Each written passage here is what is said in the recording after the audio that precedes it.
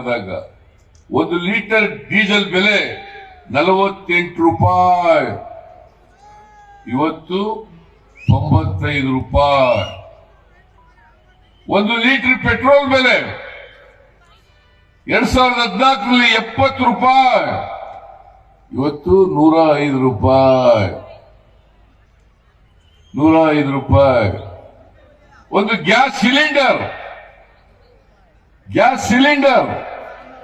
414 ರೂಪಾಯಿ ಇತ್ತು, ಇವತ್ತು ಅದರ ಬೆಲೆ 950 ರೂಪಾಯಿ.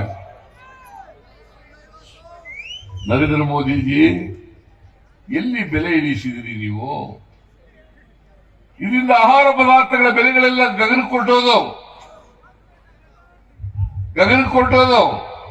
ಬೆಲೆ ಇಳಿಸಲಿಕ್ಕೆ ವಿಫಲರಾದ್ರಿ ನೀವು.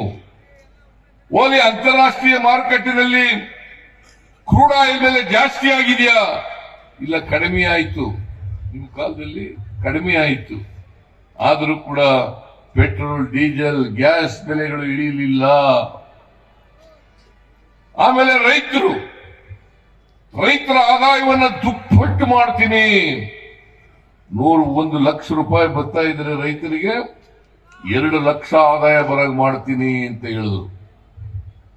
2 ಲಕ್ಷ ಆದಾಯ ಬರಾಗ ಮಾಡ್ತೀನಿ ಅಂತ ಹೇಳಿದ್ರು. ಇವತ್ತಿನವರಿಗೆ 10 ವರ್ಷಗಳಲ್ಲಿ ರೈತರ ಆದಾಯ ದುಪ್ಪಟ್ಟಾಗಲಿಲ್ಲ.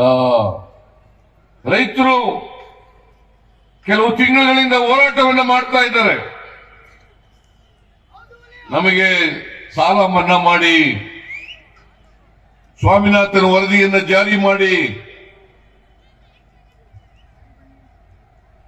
ನಮಗೆ ರೈತರು ಬೆಳೆದಂತ ಬೆಳೆಗಳಿಗೆ ನ್ಯಾಯಯುತವಾದಂತ ಬೆಲೆ ಕೊಡಿ. ಕೊಡ್ಲಿಲ್ಲ. ಇವತ್ತಿನವರಿಗೆ MSPಗೆ ಕಾನೂನನ್ನ ಮಾಡಿಕೊಡಿ, ಮಾಡಲಿಲ್ಲ.